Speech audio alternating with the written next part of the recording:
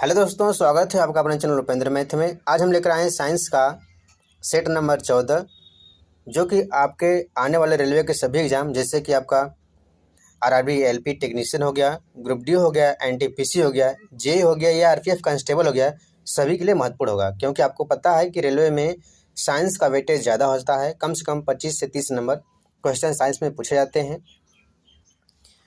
और यह जो हमने लाया है यह आपके लिए प्रीवियस ईयर क्वेश्चन का प्रैक्टिस सेट लेकर आए हैं, ताकि आपको साथ में previous year question plus practice set दोनों कवर हो जाए। और इसके अलावा यदि आप हमारे चैनल पर नए हैं तो चैनल को सब्सक्राइब कर लें, बेल आइकन को प्रेस कर लें, ताकि हमारे द्वारा डाले गए वीडियो के अपडेट सबसे पहले आपको मिल जाएं। आप हमारे चैनल से जुड़ रहे हैं। हम आपके लिए रेलवे की साइंस की कंप्लीट तैयारी कराएंगे, चाहे आपका प्रैक्टिस सेट हो या प्रीवियस ईयर क्वेश्चन हो। या आप कमेंट करिए, यदि आपको बेसिक थ्योरी चाहिए तो उसको भी हम कंप्लीट कराएंगे। ठीक है। इसके अलावा आप किसी भी एग्जाम की तैयारी करते हो, चाहे आपका एसएससी हो, बैंक हो, रेलवे हो, तो उसकी यदि आप जीके की तैयारी करना चाहते हो तो आप हमारे चैनल से जुड़ के प्ले लिस्ट में जाएँ। वहाँ से आप हिस्ट्री, पॉलिटी और ज्योग्राफी की तैयारी कर सकते हैं। तो चलिए स्टार्ट करते हैं आज का पहला क्वेश्चन। आज का हमारा पहला क्वेश्चन है,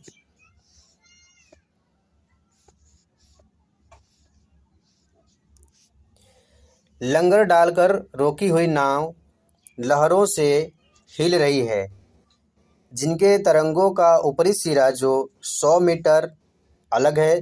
तरंग के ऊपरी सिरों का वेग आपका 25 मीटर प्रति सेकेंड है। तो नाव को हिलने की आवृत्ति आपको निकालना है।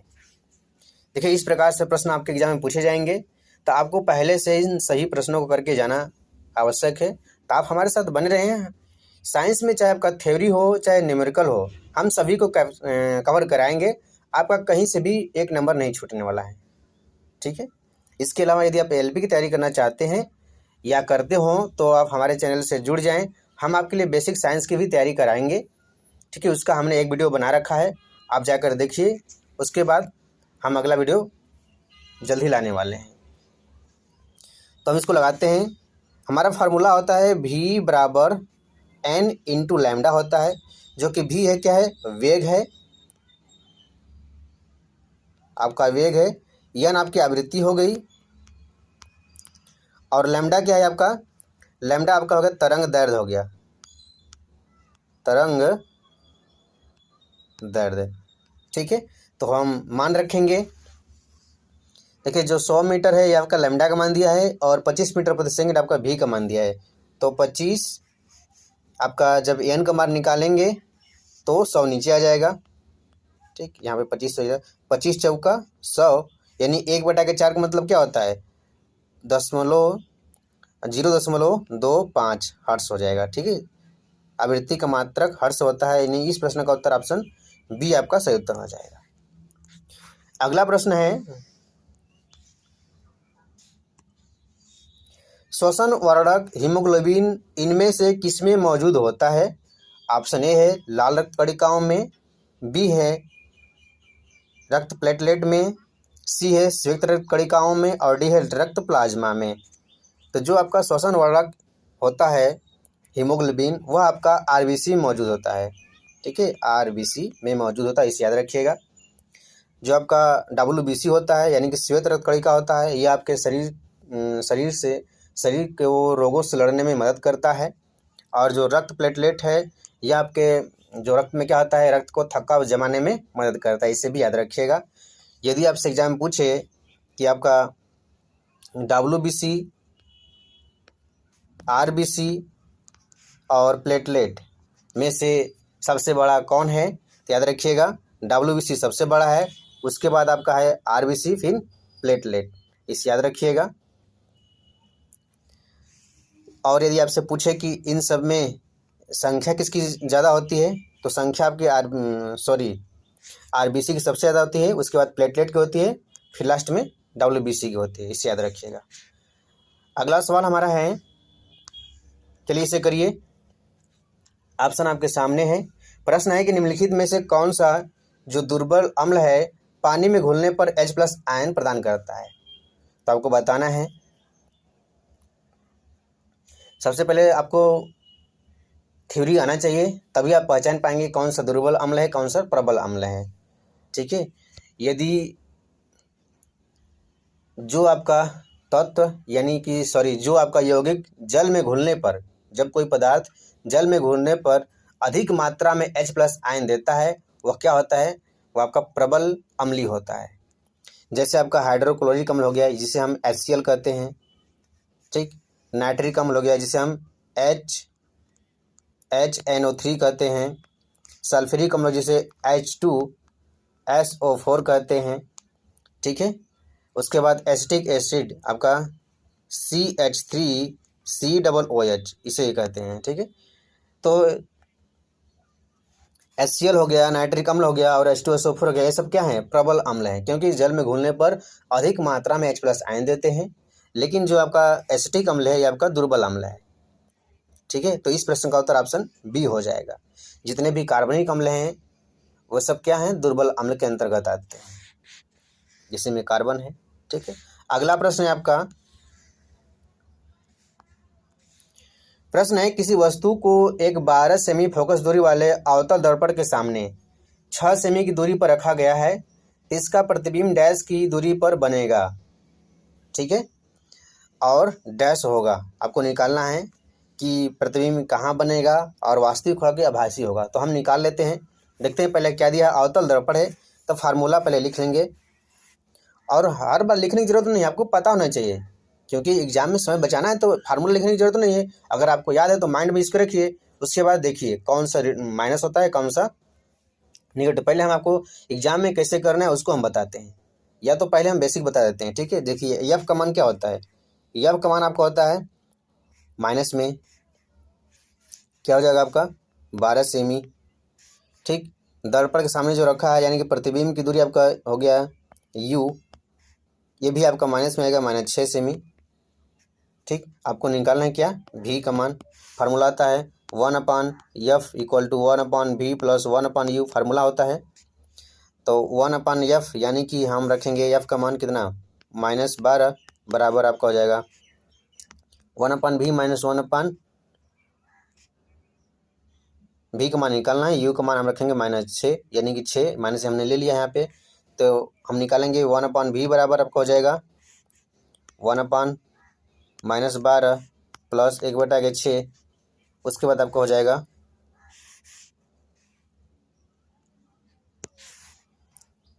1/v बराबर आपको हो जाएगा, हमने क्या बताया 1/6 + 1/12 हो गया। तो हम यहाँ से निकालेंगे तो आपका 12 - 6 बटा के यहाँ पे हो जाएगा आपका 12, ठीक है।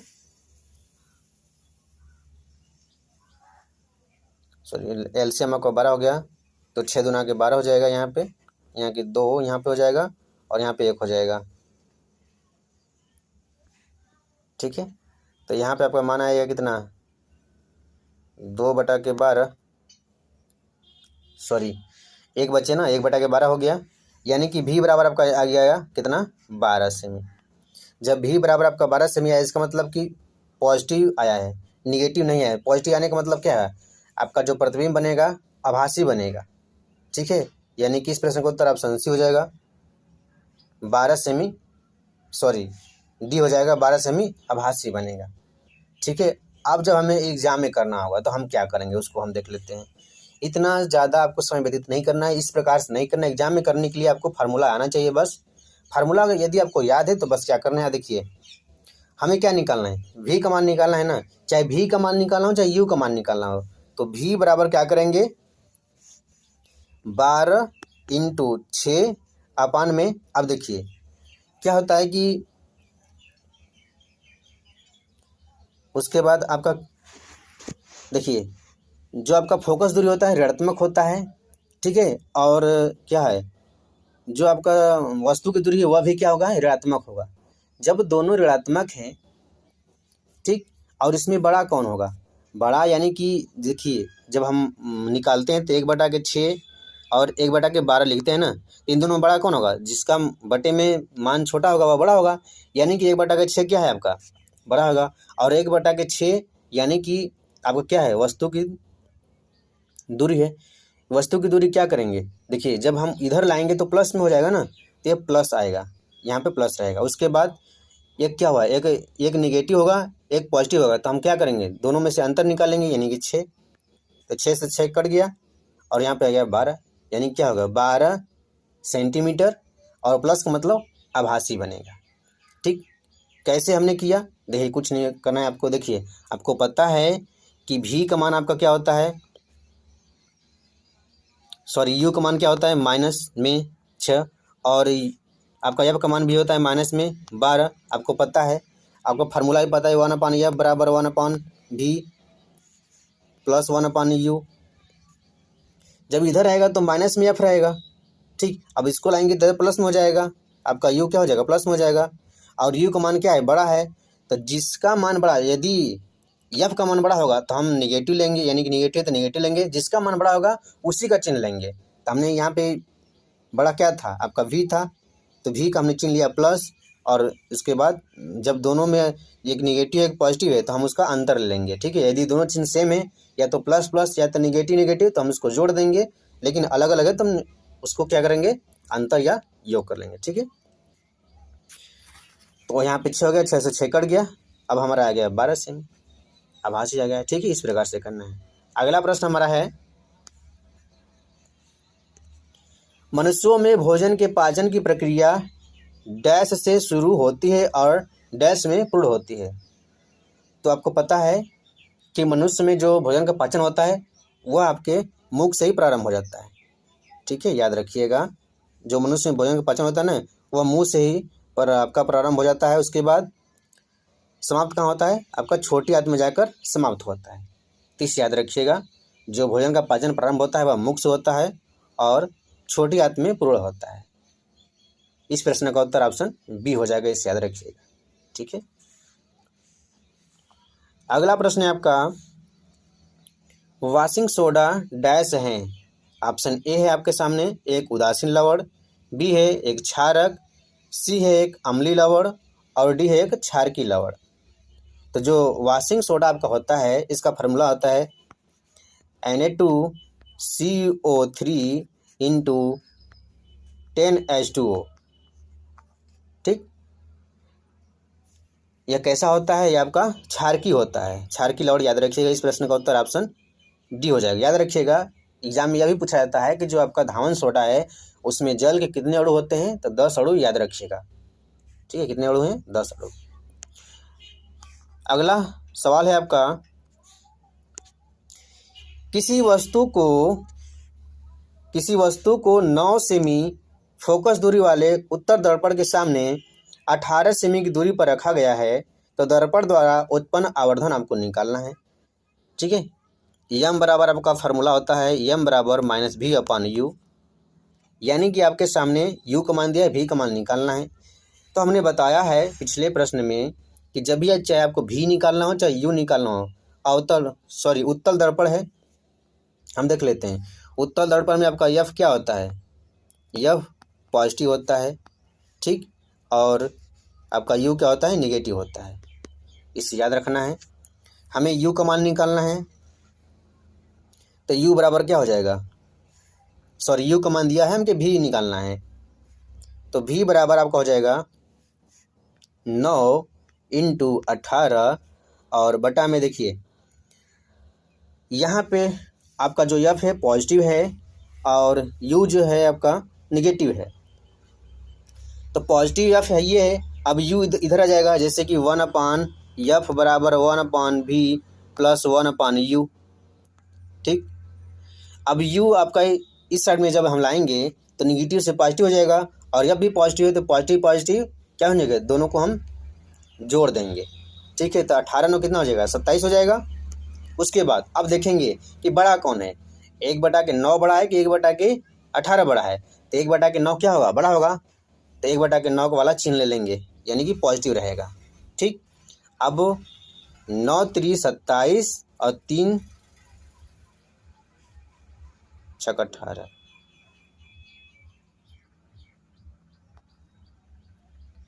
3 6 18 हो गया, यानी कि आपका भी का मान कितना आ गया, +6 आ गया। अब यहाँ पे मान रखेंगे, देख लेते हैं माइनस आपका हो गया 6/, आपका माइनस में कितना आएगा, यू का मान कितना है 18, ठीक। माइनस से माइनस कट जाएगा, आपका क्या हो जाएगा 6×3 = 18, यानी कि 1/3। यम बराबर आपको हो जाएगा 1/3। ऑप्शन डी इसका सही उत्तर हो जाएगा, ठीक है। आवर्धन का मतलब क्या होता है कि कोई प्रतिबिंब वस्तु से कितना बड़ा या छोटा है, ठीक है। प्रश्न है आपका, डैश को पचाने के लिए शाकाहारी को लंबी छोटी आंत की आवश्यकता होती है। ऑप्शन ए में है क्लोरोप्लास्ट, बी में है सेलुलोज, सी में है कार्बोहाइड्रेट और डी में है प्रोटीन। याद रखिएगा, शाकाहारी को पचाने के लिए जो लंबी छोटी आंत होती है किसको पचाती है, तो वो आपका होता है सेलुलोज। जो शाकाहारी हैं उनकी जो छोटी आंत सबसे लंबी होती है वह सेलुलोज को पचाने के लिए होती है, ठीक है। तो इस प्रश्न का उत्तर ऑप्शन बी हो जाएगा, यानी कि सेलुलोज को पचाने के लिए शाकाहारी की लंबी छोटी आंत होती है, ठीक है। प्रोटीन वह कोशिका के लिए क्या होता है, कोशिका के निर्माण में सहायक करता है प्रोटीन। कार्बोहाइड्रेट क्या होता है, वह एनर्जी प्रदान करता है कोशिका को, ठीक है। क्लोरोप्लास्ट में क्या होता है, पादप भोजन बनाते हैं, इसे याद रखिएगा। अगला प्रश्न है आपका, किस तत्व का परमाणु क्रमांक 3 है। ऑप्शन आपके सामने ए है बोरॉन, बी लिथियम, सी बेरिलियम और डी सोडियम है। तो बोरॉन, लिथियम, सोडियम और बेरिलियम। हम देख लेते हैं, बोरान का होता है 5, लिथियम का होता है 3, सोडियम का 11 और बेरिलियम का 4, यानी कि इस प्रश्न का उत्तर आपका बी हो जाएगा, लिथियम का परमाणु क्रमांक 3 होता है, ठीक है। अगला प्रश्न है आपका,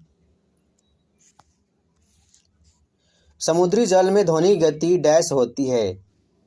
ऑप्शन ए है आपका 1948 मीटर प्रति सेकेंड, बी है 1351 मीटर प्रति सेकेंड, सी है 1531 मीटर प्रति सेकेंड और डी है 1498 मीटर प्रति सेकेंड। तो समुद्री जल में ध्वनि की जो गति होती है वह 1531 मीटर प्रति सेकेंड होती है, यानी कि इस प्रश्न का उत्तर ऑप्शन सी हो जाएगा, ठीक है। इसे याद रखिएगा। और जो आपका शुद्ध जल में होता है, शुद्ध जल में जो ध्वनि की गति होती है वह 1498 मीटर प्रति सेकेंड होती है, ठीक है। अगला प्रश्न है आपका, मानव हृदय में फुफ्फुसी शिरा डैश से जुड़ी होती है। ऑप्शन आपके सामने है, ए है बाएं अलिंद, बी है दाएं निलय, सी है आपका बाएं निलय और जो डी है आपका दाएं निलय।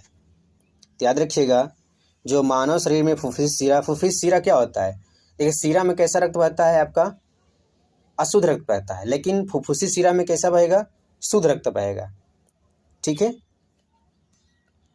तो फुफ्फुसी शिरा जो आपका जुड़ा रहता है, तो इस प्रश्न का उत्तर आपको हो जाए बाएं अलिंद, यानी कि ऑप्शन ए इसका सही उत्तर होगा, ठीक है। हम इसे समझ लेते हैं, जैसे कि आपके सामने फिगर है, देख लीजिए। ये क्या है, पल्मोनरी वेन, यानी जिसे हम कहते हैं फुफ्फुसी शिरा। इसमें क्या होता है कि शुद्ध रक्त बहता है, उसके बाद आपका होता है पल्मोनरी आर्टरी, इसमें अशुद्ध रक्त बहता है, ठीक है। आप देखिए क्या है, इसमें शुद्ध रक्त, जो जितने भी रेड एरो हैं इसमें क्या हो रहा है, इसमें शुद्ध रक्त आ रहा है, और यह कहाँ जुड़ा है, आपका दाएं अलिंद में आके जुड़ा हुआ है, ठीक है। इसे याद रखिएगा। अगला प्रश्न है आपका, निम्न में से विषम की पहचान करें। ऑप्शन ए है सोडियम हाइड्रोक्साइड, बी है कॉपर हाइड्रोक्साइड, सी है अमोनिया हाइड्रोक्साइड और आपका डी है जिंक हाइड्रोक्साइड। तो देखिए, आपका सोडियम हाइड्रोक्साइड, कॉपर हाइड्रोक्साइड और अमोनिया हाइड्रोक्साइड, ये सब क्या हैं, ये सब अम्लीय हैं, लेकिन जो जिंक हाइड्रोक्साइड है ये आपका उभयधर्मी ऑक्साइड है, ठीक है। उभयधर्मी का मतलब होता है कि यह अम्ल यानी कि एसिड और बेस दोनों से अभिक्रिया करके लवण और जल बनाता है। ठीक है, इसे याद रखिएगा। अगला प्रश्न है आपका, चुंबकीय फ्लक्स की एसआई इकाई क्या है? तो चुंबकीय फ्लक्स की इकाई जो एसआई इकाई है आपका वेबर होता है, इसे याद रखिएगा। प्रश्न इसका उत्तर हो जाएगा ऑप्शन डी, यानी कि चुंबकीय फ्लक्स की जो एसआई इकाई है वह वेबर होता है। और हम देख लेते हैं, इसे हम टेस्ला प्रति मीटर भी कहते हैं, टेस्ला प्रति मीटर स्क्वायर भी कहते हैं। और चुंबकीय फ्लक्स का जो सीजीएस मात्रक होता है मैक्सवेल होता है, इसे भी याद रखिएगा, मैक्सवेल होता है। 1 वेबर बराबर होता है 10 के पावर 8 मैक्सवेल। 1 वेबर बराबर होता है 10 के पावर 8 मैक्सवेल, इसे याद रखिएगा। ठीक है, जो हेनरी होता है यह आपका प्रेरकत्व का मात्रक है। पास्कल जो है कि दाब का है। और जो आपका कैपेसिटर होता है, कैपेसिटर की धारिता हम फैराड में मापते हैं, इसे भी याद रखिएगा।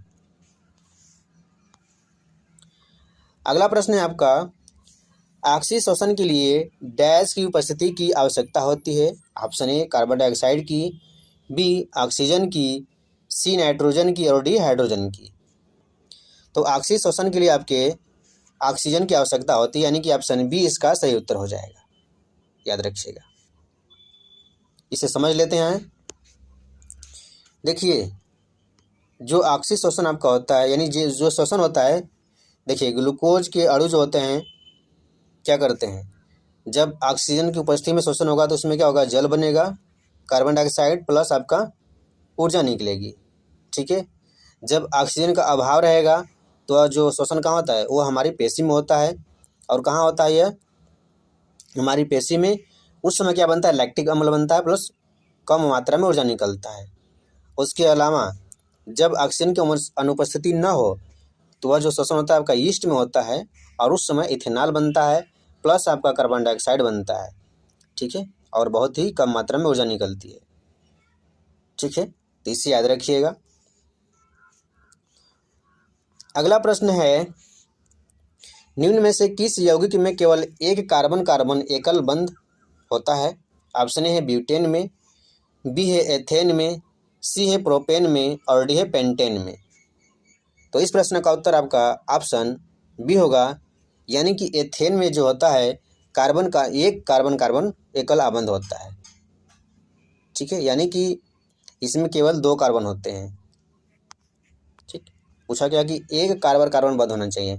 ठीक है, बाकी में 3 कार्बन है, प्रोपेन में 3 कार्बन है, ब्यूटेन में 4 कार्बन है, पेंटेन में आपका 5 कार्बन है होते हैं, और हेक्सेन में आपका 6 कार्बन होता है, इसे याद रखिएगा। ठीक है, तो इस प्रश्न का उत्तर ऑप्शन बी हो जाएगा।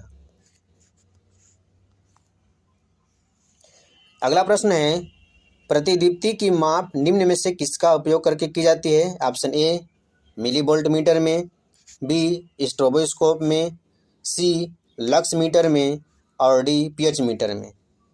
जो प्रतिदीप्ति की माप होती है, ठीक है, वह लक्स मीटर में की जाती है। ठीक, इसे याद रखिएगा। जो स्ट्रोबोस्कोप होता है इससे क्या करते हैं, घुड़ी गति मापी जाती है, इसे भी याद रखिएगा। और जो पीएच मीटर, इससे पीएच मान मापा जाता है। अगला प्रश्न है, मानव शरीर में वायु किस अंग द्वारा ग्रहण की जाती है? ऑप्शन ए कुपिका द्वारा, बी नासाद्वार द्वारा, सी श्वास नली द्वारा और डी श्वसनी द्वारा। तो जो मानव शरीर में वायु जो ग्रहण किया जाता है वह आपका नासाद्वार द्वारा ग्रहण किया जाता है, इसे याद रखिएगा। कुपिका क्या है, कुपिका के माध्यम से ही हमारी कोशिका में जो क्या होता है कि गैसों का एक्सचेंज होता है, यानी कि ऑक्सीजन क्या होता है हमारे ब्लड में मिलता है, और ब्लड से जो कार्बन डाइऑक्साइड होता है वो बाहर निकलता है। किसके माध्यम से, कुपिका के माध्यम से होता है। ठीक है, ये अंगूर के गुच्छे जैसा होता है, ये क्या है आपका, कुपिका है। ठीक है, यह क्या करता है, यह जो श्वसन क्षेत्र को बढ़ाता है। अगला प्रश्न है आपका, बेंजीन में सिग्मा और पाई आबंध की संख्या कितनी है? तो हम देख लेते हैं, ये आपका बेंजीन का फार्मूला है, यानी कि C6H6 आपका क्या है, बेंजीन फार्मूला है। हम कितने सिग्मा बंद है कितने पाई बंद है देख लेते हैं। जहाँ जहाँ पे एकल बंद है वहाँ पे सिग्मा बंद बनता है, और जहाँ पे डबल बंद है वहाँ पे एक सिग्मा एक पाई बनता है। तो सिग्मा देख लेते हैं, 1 2 3 4 5 6 7 8 9 10 11 12, यानी कि 12 आपका सिग्मा होगा और 1 2 3 पाई बंद होंगे। तो यानी इस प्रश्न का उत्तर ऑप्शन ए सही उत्तर हो जाएगा। अगला प्रश्न है आपका, अवतल दर्पण की फोकस दूरी डैश होती है। ऑप्शन ए धनात्मक, बी धनात्मक या ऋणात्मक, सी 0 और डी सदैव धनात्मक होती है। ठीक है, तो अवतल दर्पण की फोकस दूरी क्या होगी, याद रखिएगा सदैव आपकी ऋणात्मक होती है। इसे समझ लेते हैं। देखिए, जो फोकस दूरी होती है, यदि प्रकाश के विपरीत में, जैसे इधर से प्रकाश जा रहा है और हम इधर को फोकस दूरी माप रहे हैं, तो उसे हम क्या कहेंगे, ऋणात्मक कहेंगे। ठीक है, यदि प्रकाश इधर से जा रहा है, हम दूरी को भी इधर मापते हैं, फोकस दूरी को भी, तो उसे हम धनात्मक में लेते हैं। तो देखिए, अवतल दर्पण में फोकस दूरी क्या होता है, ऋणात्मक होता है। ठीक है, और अवतल लेंस में फोकस दूरी ऋणात्मक होता है। लेकिन आपका उत्तल दर्पण में फोकस दूरी क्या होगा, धनात्मक होगा, क्योंकि हम प्रकाश की दिशा में मापते हैं। ठीक है, और उत्तल लेंस में भी फोकस दूरी आपका धनात्मक होगा, क्योंकि हम प्रकाश के दिशा में मापते हैं। अगला प्रश्न है, एक आवर्त सारणी में क्षैतिज पंक्तियों को क्या कहा जाता है। ऑप्शन ए आवर्त, बी समूह, सी पैटर्न या डी संयोजकता। तो देखिए, एक आवर्त में क्षैतिज पंक्तियों को जो इस प्रकार से होती है, ठीक, उसे हम आवर्त कहते हैं। यानी इस प्रश्न का उत्तर ऑप्शन ए सही उत्तर हो जाएगा। हम इसे देख लेते हैं। देखिए, जो आपका ये वाला लाइन है क्या है, आवर्त है। ठीक है, तो देख लेते हैं। आधुनिक आवर्त सारणी में 1 2 3 आपका 4 5 6 7 आवर्त होते हैं। और वर्ग कितना होता है, जो खड़ी लाइन है उसे वर्ग कहते हैं। 1 2 आपका 3 4 5 6 7 8 9 10 11 12, इस प्रकार से देखिए कितना है, 18 है। यानी कि जितने भी ऊर्ध्वाधर स्तंभ हैं उसे हम वर्ग कहते हैं। ठीक है, इसे याद रखिएगा। तो आज के लिए इतना ही। यदि आपको वीडियो पसंद आया तो वीडियो को लाइक, शेयर और चैनल को सब्सक्राइब जरूर करें, और हमें कमेंट करके बताएं कि आपने कितना सही किया। तो आज के लिए इतना ही, धन्यवाद।